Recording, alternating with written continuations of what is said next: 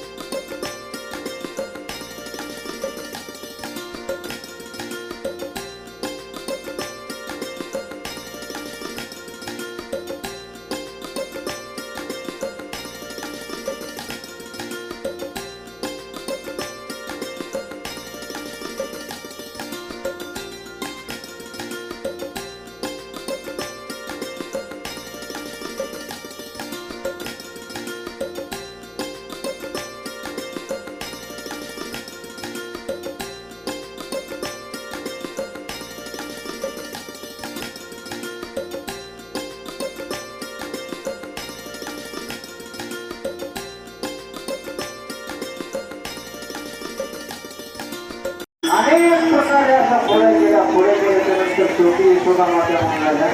जास्त घराने येऊ लागल्यानंतर यशोदा मातेने विचार केला, यशोदा मातेने तिथे बोलून घेतलं, आता बस झालं म्हणले, आता काय 1:45 वाजलेत म्हणले, आता सकाळ